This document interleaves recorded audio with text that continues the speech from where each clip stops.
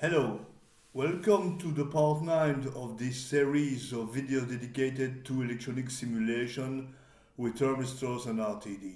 In this part 9, we jump back in time in 1996 to find a circuit in the book The Art of Electronics by Horowitz and Hill. Why an interest for such an antique thermostat circuit? Well, I checked in the 2015 edition of the book and it's still there in application. Some things are really here to stay. This good old circuit will be analyzed now with modern SPICE techniques. Here is the thermostat schematic recreated in LTspice 17. The circuit is now completed with a thermal circuitry, where the heat produced by the heating element, the thermal mass and the thermal resistance of the oven, as well as the external temperature influence and the response time of the sensor are now fully modeled. The thermostat circuit will work in closed loop, as the oven temperature is brought back to the Vishay thermistor NTCLE213, a fast-reacting mini-chip leaded component with a 1% tolerance on R25, also accurate at high temperature. As for the way the electric circuit functions, it's very classical analog electronics. A differential Darlington amplifies the difference between two voltages, one dependent of the oven temperature, the other representing the set temperature. The Darlington output is used to saturate another Darlington when the temperature is too low, which produces a current through the heater.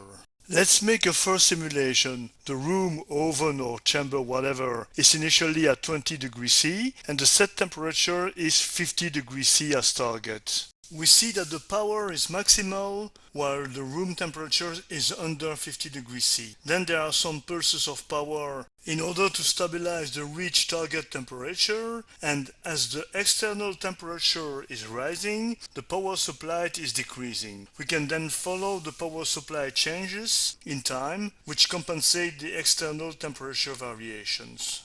At this stage we use a nominal Vishay thermistor.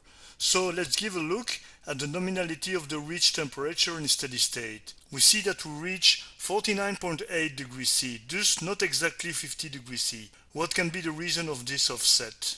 Let's look at the power dissipated into the NTC with a comment in LTspice, this small thermometer in red. The dissipated power, now displayed, swings between 4.2 and 5.6 mW. This is too much if you want to avoid any self-heating. So replacing the 10 kΩ thermistor by a 100 kΩ should be a solution. Let's do that. We repeat the simulation and we see that the power is now effectively strongly reused and the reached temperature is optimal. Let's go back to the original 10 kΩ and let's introduce the NTC tolerances, plus or minus 1% on R25 and plus or minus 0.5% on the B coefficient. 100 simulations are going to be done, where these tolerances are scattered randomly. We can then measure the accuracy with which we reach the set temperature taking account of these tolerances, together with the maximal overshoot.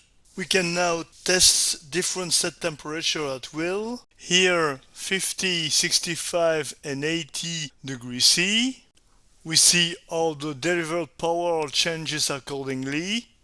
We can also study the influence of the response time of the thermistor on the overshoot in temperature. As a last experiment, we can also perform the temperature control with RTDs, like TFPT leaded.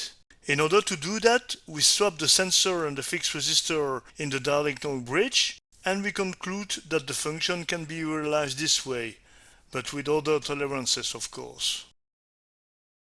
Well, this ends up the part 9 of a series. I hope that you enjoyed it. Thanks for watching.